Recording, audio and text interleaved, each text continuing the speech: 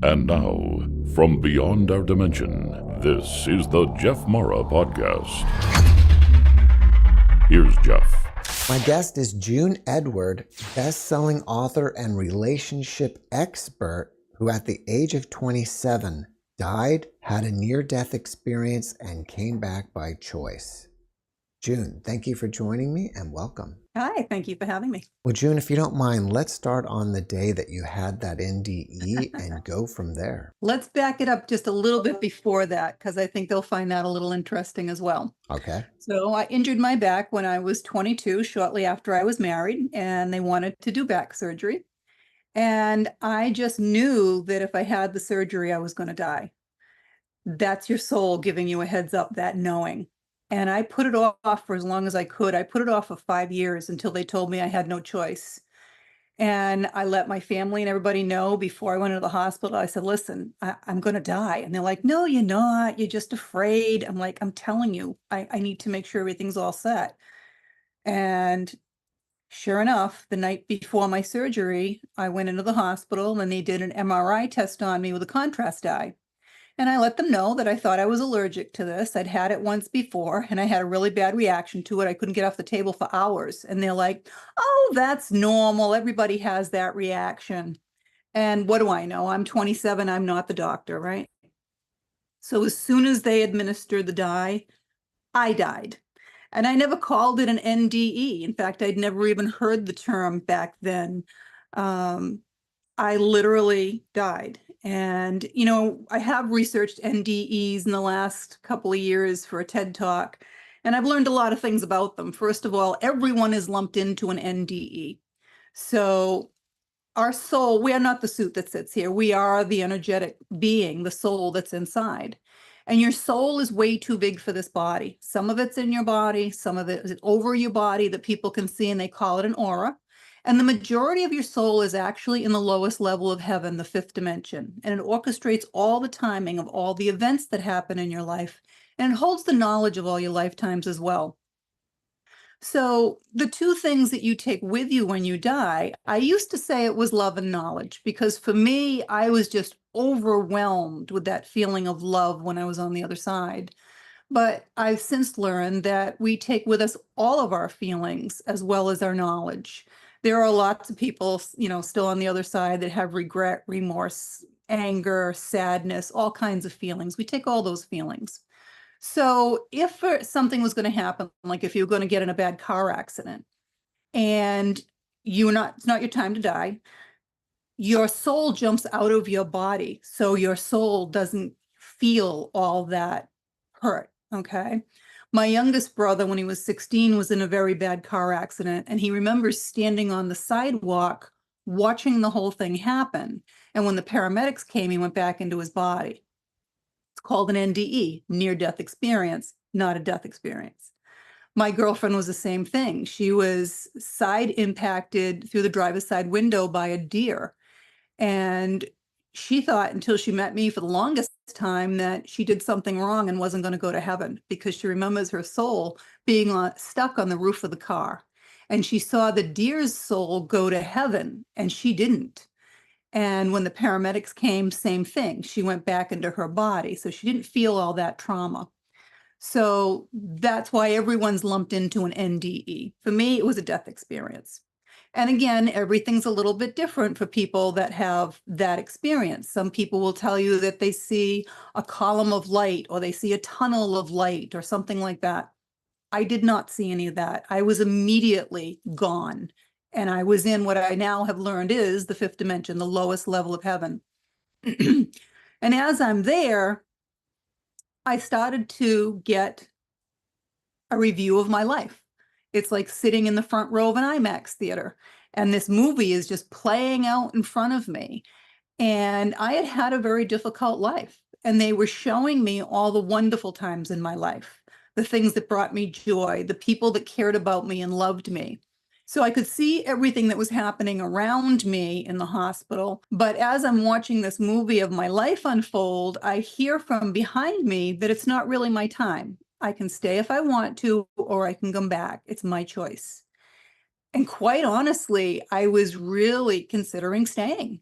it was just amazing on the other side that you don't have pain, you don't have any weight to your soul. It's just pure energy. And I was overcome feeling so much love. And then I remembered that I had 2 young children at the time. And I knew that the biggest reason that I was here to begin with was for my children, and then that they brought me the most joy in my life. And as soon as I made the decision to come back, I was back in my body immediately. And people always ask me, how much time was it? I don't know. They say that brain damage sets in at 3 minutes, but people have been dead for more than 30 minutes without it. And I know it took quite a bit of time for him to go over to my body, check me, go over to the wall, hit the button, wait for the crash cart to come down, inject the IV line with something, and that didn't do anything. Then they paddled me. That didn't work. They did it again. It didn't work. He tipped the whole table upside down, I assume trying to get the blood to rush to my vein, to my head. And he was slapping me, saying, "We can't lose you. We can't lose you." I'm not feeling anything because I'm not there. I'm just watching all this unfold. Then he put the bed back up. I assume they were going to probably try to paddle me one more time when I decided I was coming back, and I was back in my body in a second, literally. And when you think of quantum physics and the speed of light, the science behind all of this stuff, the speed of light is almost 300 miles per second. And that's the speed that my soul was traveling when I left and went to heaven. And when I came back in my body, I was traveling at that same speed. So my vibration is automatically much higher than most people. Talk about energy, vibration, frequency, they're all different words for the same thing. And I have the ability to go back and forth to that 5th dimension at will. And they allow me to go there anytime that I want or need to. My soul goes there. I've seen beyond there, but they've not allowed me to, for my soul to go beyond that point at this time, since I'm still stuck in this body. June, thank you for sharing your experience with us. Who was the voice that gave you the choice? I don't know. I didn't turn around, and quite honestly, I've never asked because it's not really that important to me. It was, it was very difficult for me to talk about this for a long, long time because our belief system is based on what we've learned or what we've experienced. And if people understand what cognitive dissonance is, it's, you have wrapped your brain around what you've learned, and that's your belief system. So this was so outside of my reality for me. And once something like that happens to you, it's undeniable. And every time I tried to talk about it, I would be overcome with emotion of the feeling of being on the other side. And it took me a long time to process it and be able to talk about it with other people. Did you ever mention it to the staff that you watched everything that happened? I didn't. The doctor, when I came back, the doctor was like, "Oh, you're really lucky, if this had not been the end of my month, I wouldn't have known what was happening to you." They knew I had died. I found out after he wasn't a doctor, he was a resident. And yeah, if it hadn't been the end of his month, he wouldn't have known that was not a normal reaction. I never had the chance to really talk to them about it. And again, it's just so outside. I couldn't talk about it at all. And, the feelings that you have on the other side are so intense. A lot of people that actually have that experience and come back get into a deep, deep depression because your vibration is so high on the other side. You come back down here, and human beings are in the 400 realm. It's such a low vibration for us. It's depressing. And a lot of people commit suicide when they come back because they can't get that feeling back again. But I can tell you that it is possible to get that feeling back if you meditate properly and get in touch with your soul, because you're getting in touch with not just the soul in your body, but the soul that's in that 5th dimension. Your vibration goes right up to that 300 million miles per second again, and you can get that feeling back again. When you say meditate properly, what technique do you recommend? So I think it's so important that everyone get in touch with their soul that I put the proper directions to meditate and protect yourself in every single one of my books. And you have to protect yourself. That's the number one thing. And most people don't do that, and they don't teach that. And when you are opening yourself up for the universe, you're opening yourself up for good and evil, because evil is real and it exists. And everything that's happening in this world right now, it plays out in politics, but it's really a war of good and evil. And what's the prize? Your soul. It's what the prize has always been. God wants your soul. The devil wants your soul. Who's going to get your soul? So you have to protect yourself. People don't understand fully because they can't see it. It's like energy. You can't see energy, so you don't understand it. But you can't see the air you're breathing and it's there, right? You can't see the microwaves cooking your food, but clearly something is happening in there. And energy is the same thing. Everything around you is energy. Everyone's walked into a funeral and felt that low vibration with everybody crying. Everybody's walked into a birthday party or a wedding and felt that high vibration, or been in love. If you've been in love, that's an even higher vibration. This is energy, vibration, frequency, it's all the same thing. And this is what your soul is, pure energy.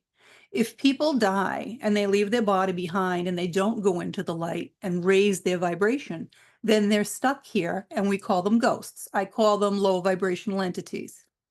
And their vibration is the exact same vibration as a living person because they have not gone into the light. So for instance, if I was working on a missing person case and they had passed away and not gone into the light, I wouldn't know unless they wanted me to know, because the vibration is the exact same as a human being. Well, I'm glad you brought that up because I didn't mention it before that you are a psychic medium and you've even worked with law enforcement. Did this NDE give you the ability to do that? So it's interesting. I had a lot of ability from being a child. My mom apparently was a medium, but I didn't know that until later in life because my dad had kidnapped us as children and told us that she was crazy, which was not the case. And my earliest memory was about the age of 3. I remember hearing someone call my voice. I got out of bed, call my name. I got out of bed thinking it was my parents and they were asleep. And when I went back to bed, I noticed that there were faces all over my room staring at me. And it was very, very frightening. And as I got older, I just knew things. You know, you go to school, you tell everybody what's going to happen before it happens, and you get labeled a freak really quickly. So I tried to block my abilities the best that I could. And when I died at 27, you would think that that would have been it, right? But it wasn't, because you know, when we're in this body, we're having a 3D experience. We're here for lots of different reasons, but we have a brain in our head. And our brain has a very specific job. Our brain's job is to protect us. How does it do that? It does it by creating fear. So the fear was literally blocking everything for me. And I got more interested when I came back from the other side. I started going on haunted vacations, which was a blast, but I could start to see the energy again, which I hadn't seen since I was a child. And quite honestly, everything in your life happens when it's supposed to, and it wasn't the timing for me, apparently. I was running businesses and I was all consumed with all of that. And it was about 10 years ago that I was going through a second divorce, and my businesses were financially, I was losing everything because of the divorce. And I went to a Reiki practitioner to have some energy work and relax. And she recommended that I meditate. And like everyone else says, I can't shut my brain off. I can't meditate. Well, whether you believe it or not, every time you do, you are connecting to the other side, and it's cumulative. The first time that I meditated, it was like they kicked the door into the other side. She's ready. And I could not shut it off. And it was 1,000 times stronger than when I was a child. So I spent a year and a half training, learning how to turn it on, how to turn it off, how to protect myself, who I'm talking with. And quite honestly, my teachers could only take me so far because my abilities were far beyond theirs. So the rest of my education has come from the other side. You said our brain is trying to protect us from That's its job. From what? From everything. That's its job. From danger, what it perceives as danger. I'll give you a great example. My dad was 93 and dying of cancer.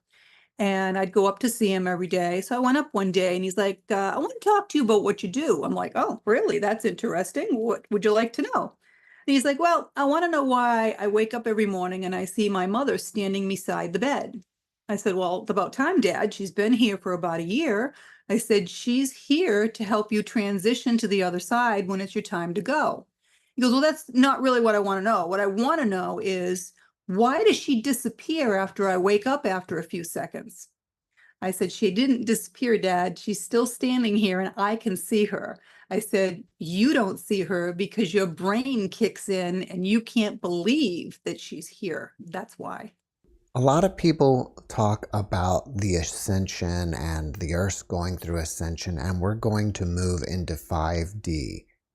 But what I found interesting is that you said that the fifth dimension is the lowest level of heaven. So That's correct. is that possible that we can be doing that? So people, everybody misinterprets things that they're hearing, quite honestly, and because they don't know, you don't know what you don't know. That's the bottom line. And they just regurgitate what people tell them. We live in 3D here. You're here for a reason. You're here for a lot of reasons, because when you're on the other side for 350 to 400 years or more, there's lots of things you can't do. So you come back here for a little bit of a mini vacation. You come back here to learn 5 specific lessons for your soul to advance. And you come back here to collect your karma and pay your karmic debts. When they talk about people having ascension, you're not really going to ascend until you die. When you die, your soul will completely ascend to the 5th dimension. In the meantime, we are going through a major spiritual awakening. This is what's happening. So more people are going to be able to start getting in touch with their soul through meditation and out of their brain. And what happens is, the way that I can do things as a medium is I'm projecting my soul. So if you want to call that ascension, when my soul goes up to the 5th dimension and I'm still here in this body, because some of my soul stays in my body and more of it goes up to the 5th dimension. If you want to call that an ascension, fine. But you're not staying there. You've got to come back because you are living in a 3D world and this is your 3D existence right now. And it's difficult for most people to go to the 5D realm for any reason because they can't stay grounded enough here. So when you're not grounded, you're a total airhead. That's the bottom line. Give you a great example. When I first started, I was meditating in my kitchen one day because I was cooking meatballs and I'm like, oh, they need another 10 minutes. I'll meditate for 5 minutes or so. I didn't set a timer. By the time I came out of the meditation, more than an hour had passed. Completely forgot about the meatballs, went upstairs to get the laundry, came back down, noticed that the oven was on. I'm like, oh, I forgot to shut the oven off after I took the meatballs out. Then I'm like, if I took the meatballs out, right? You become an airhead because enough of your soul is not in this body. A lot of mediums are very overweight. Why? Because eating grounds you. If you're not grounded enough, when you need to feel that you're back into this body with your soul, you'll go have something to eat. That helps you ground. People have to learn how these steps work. Everybody's not just going to suddenly die and go to heaven, with a new, age of Aquarius. That's just not how it works. But it is a mass awakening. People are starting to learn that there is more than just this existence. What are the 5 specific lessons that you mentioned? So the first one is self-worth. And everyone has to understand how valuable they are. And self-worth is not value, because value is what other people place on you.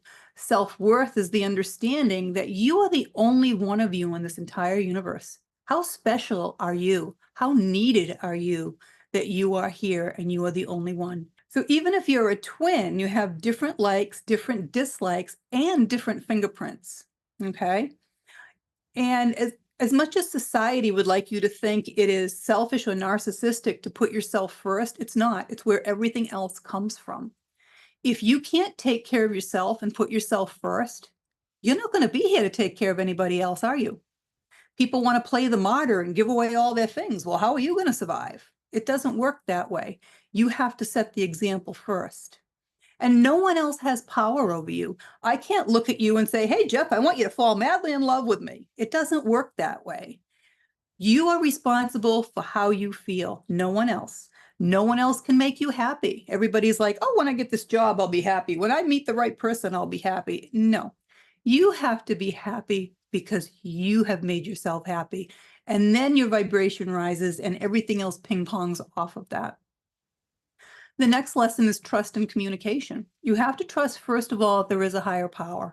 And I don't care what you call it, there is over one. There's only one. There are more than 17,000 recognized religions just in the United States. There are more than 35,000 recognized Christian religions. They're all right, they're all wrong. There is only one.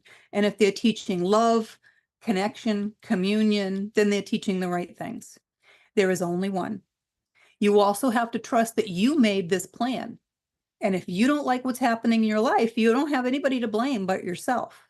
You know, maybe you're a little stubborn and the universe has to give you a push here and there. This is how it works. Suppose you were supposed to move across the country and you don't go, but the rest of your life is supposed to be taking off from there, the right person, having children, whatever. The universe will step in to make sure you do go. Maybe they'll take away your job, take away your housing, something. So you're going to end up where you're supposed to be. And it's very easy for people to look back and see how everything in your life has brought you to the next thing and the next thing and the next thing and brought you to where you are right now, which is exactly where you're supposed to be at any given time. And when you look back and you see those things that were terrible going through, you can always look and say something good came out of it. If that didn't happen, something else wouldn't have happened to bring you where you are. And you have to be able to communicate your wants and your needs to the people in your life. It doesn't matter who it is, your boss, your parents, your siblings, your significant other. No one knows by osmosis. You have to communicate these things. And then sex is just another form of communication. If you can't trust and communicate outside the bedroom, you're never going to trust and communicate inside the bedroom. Then you have unconditional love. Unconditional love is not saying, oh, I've got to stay in this relationship, even though he beats me up every Wednesday because I'm supposed to be practicing unconditional love. That is not unconditional love. This is where self-worth would come back in because all of the lessons will keep reinforcing the other lessons. Unconditional love is saying, listen, we had a great run. It's not working. It's not bringing me joy. We need to go our separate ways. I want the best for you and I want the best for me. And it's meaning it. It's not waiting till the weekend and bad-mouthing them to all your mutual friends. Unconditional love is being able to let go with love. Suppose you had a child that you loved and they did something horrific, like they murdered a neighbor in a fit of rage and they went to prison for the rest of their life. You don't like what the child did, but hopefully you love the child. And I've had people say to me, oh, there's conditions there, there's conditions here. Well, if you can't learn it that way, then the universe will make it more difficult for you. Maybe it'll be a drunk driver that takes your child. Are you going to spend your time and your life hating the person that took your son away? Or are you going to understand that he wrote it into his plan that he wasn't going to be here for all that long? And there's a lesson there for the driver, clearly, and for you as well, to be able to practice that unconditional love. We all have to learn it one way or another. Then you have money and balance. Everything in the universe has to stay in balance. This is why you have day and night, good and evil, left and right. Everything has to be in balance. And money is what we use in this 3D world to show whether or not your life is in balance. Money is energy. That's why it's called currency. And there has to be an even equal exchange for everything in order for it to have value. You don't walk into a grocery store and pay $1 million for a gallon of milk, right? Not yet. It has to be an equal exchange of energy. And if you're working 80 hours a week, because you're trying to get ahead, guess what? Your life is out of balance. You have no time for your friends, your family, your own hobbies. And then if you're just saving your money up, you don't have enough self-worth to be able to spend the fruits of your labor on you. When you understand that money is energy and it has to flow, the more you put out, the more comes back. The universe does not want you to ever live in lack. You will always live in abundance. All you have to do is understand how the universe works and ask. Even the beggar that lives on the street and chose to play that role for whatever reason in this life, if he wants a warm bed and a meal, all he's got to do is ask, and I guarantee you someone will point him in the direction to get it. The universe will always provide for you. You just have to know that. And then the last lesson we all have to learn is patience. Now, We live in a world of instant gratification. Everyone wants everything right now, and it doesn't work that way. Everything comes to you in the time that it's supposed to come to you. How ridiculous would it be if every little 5-year-old girl that wants to get married and had babies, the stork starts delivering them to her door, right? And then the same thing, if your biological clock is ticking and you haven't gotten married and you don't have children yet, clearly you didn't plan it that way in your life. You have to ask yourself why. Maybe you wanted more freedom, and it still doesn't mean it's never going to happen. Maybe when you're 50, you're going to marry a widow and raise his children. You don't know. You have to trust, go back and trust your plan because you planned it. And if you knew everything that was going to happen every day, you wouldn't want to get out of bed in the morning. It's that simple. And, the universe wants you to think you have free will, but realistically, the free will that you have is to whether or not you're going to delay all these lessons. You can delay them to the next lifetime if you want. The universe will offer you door 1, 2, and 3. You take door 1, you go through it, you get married, you have a couple of children, you get divorced. Where are you going to be? In front of door 1, 2, and 3 again. Most people are creatures of habit. They're going to take door 1 a second time. What's going to happen? You're going to get married, have a couple more kids, get divorced again. You're going to be in front of door 1, 2, and 3. If you learn the lesson you're supposed to learn, you're not going to take door 1 again. You're going to take door 2 or door 3. And you may still get married and have children, but you're not going to have it end the way the other 2 did because you learned the lesson you were supposed to learn. That's how it works. So how did your life move in the direction of psychic medium and near-death experiencer into relationships? So it's interesting. When you get in touch with your soul and you listen to what you're being told to do, you don't question it because you have the knowing. You just know you're supposed to do it. And my abilities really opened up big time, and I was doing my training, and like everybody else that starts out, I was doing card readings at fairs and things like that. Then I heard that I needed to start something to help people just to help people. So I'm like, okay, I started a Facebook group. People can ask me questions. I can give them advice. No one was interested. I'm like, okay. So I changed it, got to change it to relationships. Okay, change it to relationship advice. Boom, 50, 60,000 people got on the page. It was ridiculous. And then I had that for a while, and I heard that I need to go film relationship videos. I'm like, film relationship videos? Okay. So I literally sat down and scripted out for 10 relationship videos: marriage, divorce, blended families, retirement, aging parents, everything. You name it, I covered it. And I hired a professional film crew and filmed these 10 videos. Then I'm like, now what am I supposed to do with them? Sell them on Facebook? I don't have a clue.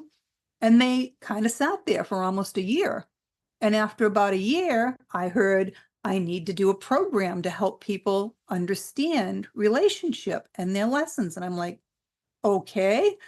It took me about 6 weeks to put it together, but it took me a year and a half to get the technical stuff down because I'm not real good at computers.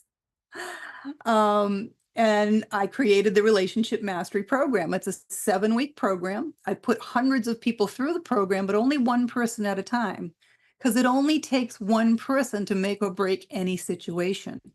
For every action, there's an equal or greater reaction. And what I learned from putting all these people through the program is that they all had the same 5 lessons to learn. And they learned all these lessons in that 7-week program. And when they did, their life is absolutely incredible. It changes your life 180 degrees because now you're in touch with your soul. You understand how the universe works. You can talk to angels and listen to angels and get information. And you're on the path you're supposed to be on. So the book was a result of that. So how did you come up with the title All's Fair in Love and Karma? So it's interesting. I originally titled the book The 5 Love Lessons and had a different picture. I had taken a picture at the beach that actually looked like an angel in the clouds. And the book wasn't selling because everybody was confusing it with the 5 love languages, which it has nothing to do with. So I actually pulled the book and edited it and redid the cover and changed the title and put it back out, and it immediately became a #1 bestseller. From what I can see here, it looks like John Gray, the famous relationship author, he He made endorsed the book. he Yeah, endorsed the book. he did. Yeah. Do you follow his theories about men? Men are from Men and Mars. women are very, very different. Mhm. We're here, you have to understand, if anybody's seen any of the Avatar movies, they're so realistic. That's what it's like, you have more of your soul leaves your body at night because we're in 3D, your dream state is 4D, the lowest level of heaven is 5D. And it's exactly what it's like. You're here playing a part. You're playing a role. You chose to be a man. I chose to be a female. We bring through a lot of traits from our past lives. This is why you have same-sex couples, because somebody brought through more male, more masculine from their past lifetimes than they have in this lifetime. And that's what they chose to do. That's the role they chose to play in this lifetime. I chose to be a female in this lifetime. I did bring through a lot of masculine traits from my last lives. For instance, in my marriages, if something needed to get done, I'd be the first one to pick up a hammer. But by doing that, I'm taking away from my partner to be able to play his masculine role. So we all have our role to play. You have to understand what role is that you're here to play. John Gray has another book, one of his subsequent books, and he talks about that when women are not playing the role of being feminine and doing quote unquote, domestic things, that they're actually unhappy. And that's also due to their biochemistry. Yeah, Would well, you again, agree with that? I would, if that's the role you're here to play, then you're going to be happiest playing the role you chose and wrote. That's reality. I mean, I love to cook. I'm a trained chef. I've owned several restaurants. I hated going home to cook for my family after I had to cook in the restaurant, but I love it. And, if I'm having a lot of challenging things going on, a lot going on in my brain, not in the best of mood, I get in the kitchen, start cooking. I'll throw it in the freezer after. I don't care. But yeah, it makes me really happy. I'm a very nurturing person. I love to cook and feed people and take care of my children. Loved being a mom. Biggest reason I came back here, my kids. The only reason I came back here. So it's all what's in your life path. Hasn't stopped me from doing everything else that I wanted to do. I've owned tons of businesses. I've owned restaurants, daycare centers, real estate, construction company. I built my second home. I was a general contractor. Hasn't stopped me, but through all that, I'm playing the role that I want to play, and that is of a female. I wish I was a little more petite. I'm not. I'm 5'7", but you know, I play, and the more I learn through my relationships and through my marriages, that I was taking away that opportunity for, my husband at the time to play his role. When you understand that you're just a soul in a suit, and you're playing a part like a movie, you can really look at your life from a higher perspective. You really understand when you're getting caught up in the brain and the drama and how you have to let things go. And when you do, you can really enjoy your life so much more. You can enjoy the beauty of it. You can enjoy the things that you want to experience and the things you want to learn about here. It just changes your entire perspective on everything. If we get back to being psychic and being a psychic medium, what is the difference? So everyone is born with psychic and mediumship abilities. Okay. It's kind of like playing a piano. Some people sit down and all they do is chopsticks. Other people really want to learn a little bit more and they'll teach themselves a couple of songs. Other people want to do it for a living, so they'll become a concert pianist. I was like the 6-year-old prodigy that sits down and plays Mozart. My abilities are beyond almost the majority of people because I believe I died and went into that higher vibration, 300 million miles a second. I believe that's why my abilities are as strong as they are. But everyone has them. So thoughts are things. Where your thoughts go, your energy flows. Everyone's had a time that they've thought about someone and all of a sudden they've either called them or they've shown up, right? That is your psychic ability. That's where your energy is going. Everyone's had that knowing that maybe I shouldn't go this way to work this morning, or maybe I shouldn't get on that bus or take that cab. They've had that feeling. That's your soul. Tapping into your soul is your psychic ability. Mediumship is literally talking to dead people. I see and can talk to souls that have passed to the other side because they're energy. And most people, I won't say everyone, most people have the ability to do that because I used to teach it, and everyone that's gone through any of my classes had the ability. However, you do have people that are psychics that are trained just to be dishonest. Okay, everyone's run across them. They used to be called gypsies. They take your money. They're still psychic, so they can give you some information. Then not mediums. They will never be mediums because the angels and the guides from the other side will not work with you if you are not pure of heart. It's that simple. So if you are pure of heart and you want to do that and, open your abilities up, it will start coming once you get in touch with your soul through meditation. You'll start seeing faces in your meditation. You'll start hearing voices. Because as soon as you think of somebody that's passed on the other side, as soon as you think about them, they're there in seconds. They don't want to be forgotten. They're always around. Some of my students have been able to set up situations where they have yes and no and can ask them questions and they'll blink a light, things like that. So everybody does have the ability. What do you think about celebrities that have passed over? Like, for example, Elvis. Probably millions of people are thinking about Elvis from time to time on the planet. I'm What sure would he's really happy about that. I'm sure he just kind of goes around and, but I'm sure he's only showing up for the people that, were in his life, nieces, nephews, friends of friends, things like that. Um, people have asked me, "Oh, have you channeled any celebrities?" I don't know them to know if that's who they are. Like if you ask me to bring your mother through or your grandmother, I don't know them. I can only give you what they tell me. And if you recognize everything that they're giving me and telling me, then that's the person that I'm bringing through.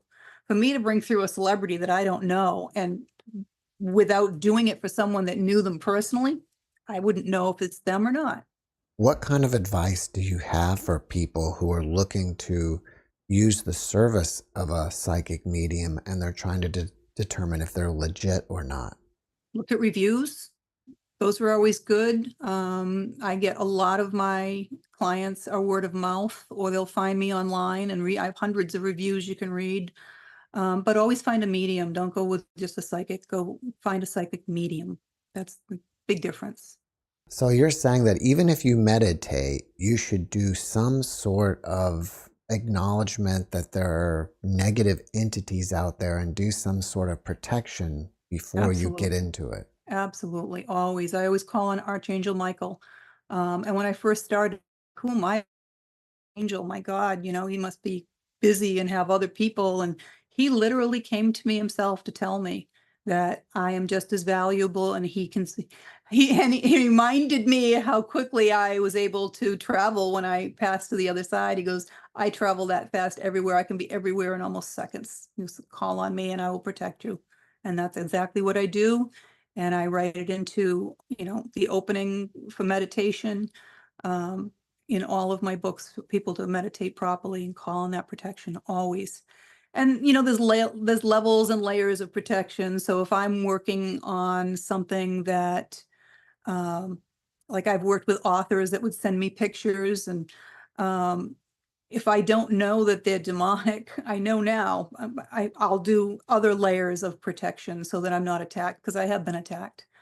And that's what happens, just because it doesn't have a body, it's got more power on the other side than it does here. Evil is evil. Can you tell us about that attack? Well, I had a famous author that had written about a dozen books from Canada send me some photographs, and he was working on a house and a barn. They had been taking pictures in the barn, and all of a sudden they had a full-fledged picture of a boy stuck his face in the camera, literally. And they wanted to know the backstory and determine who he was. So they sent me that picture and I gave him information on that. And then they had taken pictures of him downstairs in the barn and they were all excited because they had gotten a picture of the apparition of the little boy. And I'm like, well, you got a heck of a lot more than that.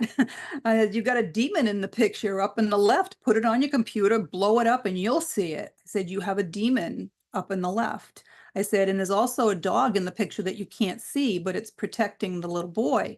He goes, well, that makes a lot of sense. He goes, we had a dog barking on the recording and we had no idea why.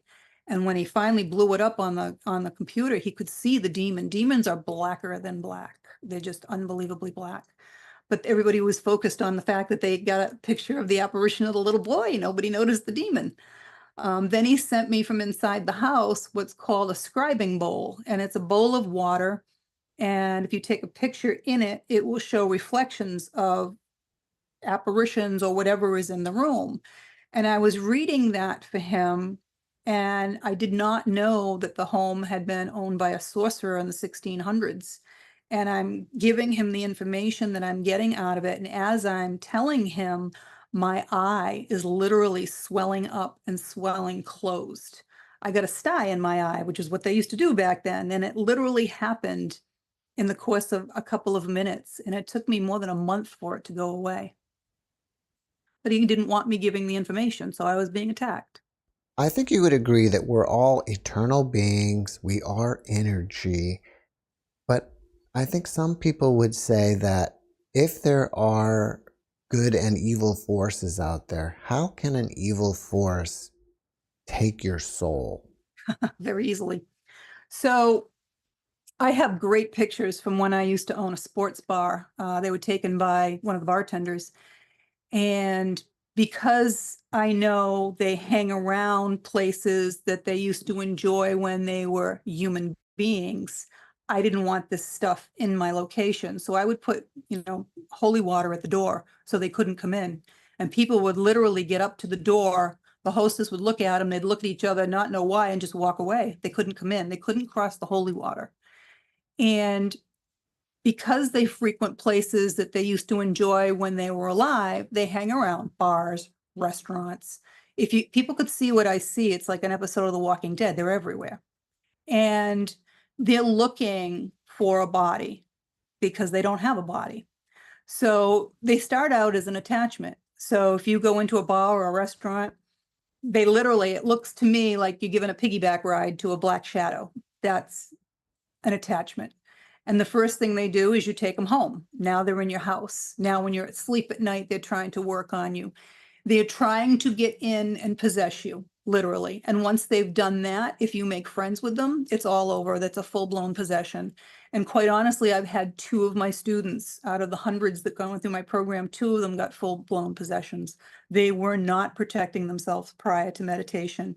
They're not supposed to be using alcohol or drugs while they go through my program. One of them was sitting there getting drunk with his wife, and got himself a full-blown possession that they both had to go to Catholic churches to get exorcised. Yeah, it doesn't take a lot. So just by telling them that they have to leave, there's no universal law that says that they have to. No, absolutely not. So they're they're wandering around the streets. Because they can't move any faster than you and I, because they haven't gone into the light, they're low vibration. If they want to go somewhere, they're going to hitch a ride in your car. You stop at a stop sign, they're going to get in your back seat and take a ride. They'll get in your front seat and take a ride.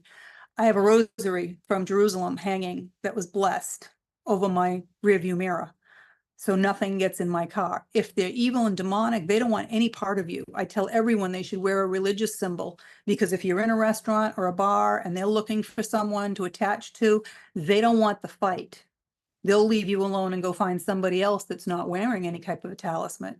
I tell everyone to make sure you've got, in every room of your house, I have either a blessed cross, a blessed statue, an archangel, Michael, something, because it's the same thing. If they walk in off the street, oh, here's a nice house, I think I'll camp out in here for a while.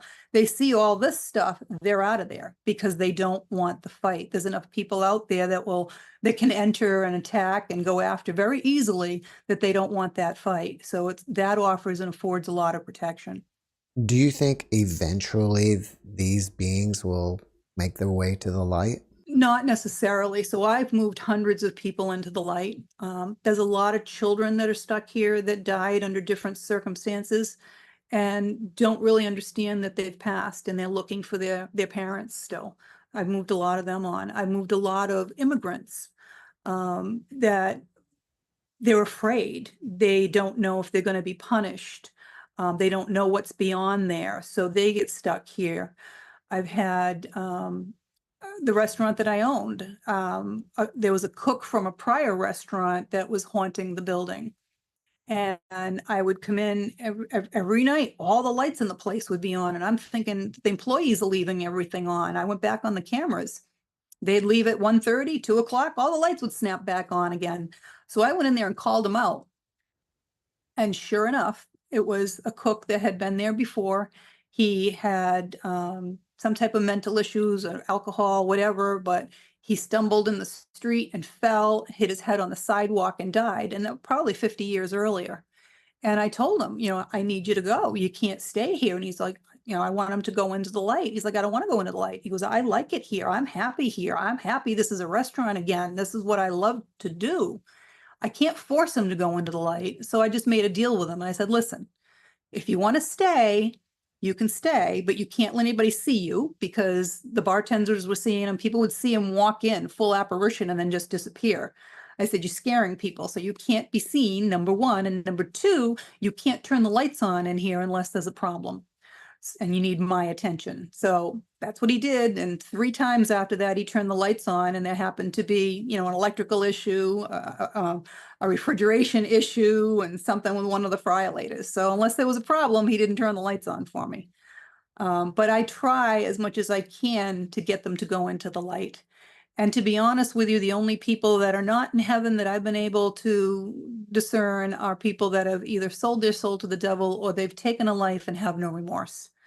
And there was someone in a house that I was chasing a demon basically around a 3 family in Connecticut once, because it was attacking the family. And there was an Italian man in the kitchen who had passed probably around the 20s or 30s. And he had killed people, and his daughter, which he clearly killed, was hiding in the kitchen closet on the floor because she was afraid he was going to kill her, and he did. And he was killing her because she witnessed him murder someone else. And I tried, her mother, her grandmother, which was his mother, was in the middle bedroom haunting that. So I got her to get the little girl and go into the light, but I could not get the man to go in the light because he was afraid he was going to be judged because he murdered people. And I'm like, I can't tell you if you're going to be judged when you go there. I don't know what's going to happen to you. I can't tell you otherwise. So I got him to leave the house, but not go into the light. Do you think there's an end point to reincarnation? I don't know. I don't have all the answers. I know that we have souls that have reincarnated thousands of times. The average reincarnation is about 350 years, what I've been able to determine.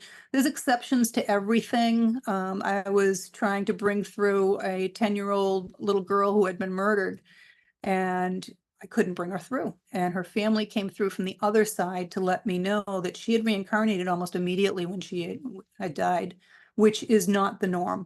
Usually they want to make sure that everybody that they knew here is gone, the grandkids, the great-grandkids, everybody they were connected to, then they come back again. Because when you're on the other side, you're still kind of, you're the same person you were when you were here at this point. You just don't have a body. You don't turn into something differently. You still are living the reflection of the life that you had here and that plan. So you're still connected to everything that was here until you determine that it's time for you to come back and reincarnate again, and you write a whole new plan, and then you try to forget the last plan. Well, do you have anything else that you're working on that you want people to know about? Other than doing speaking engagements, I'm working on a retreat right now for anyone. I'm opening it to the public. It's all my students are interested in doing something. So it'll be a retreat and a workshop. It'll be a cruise.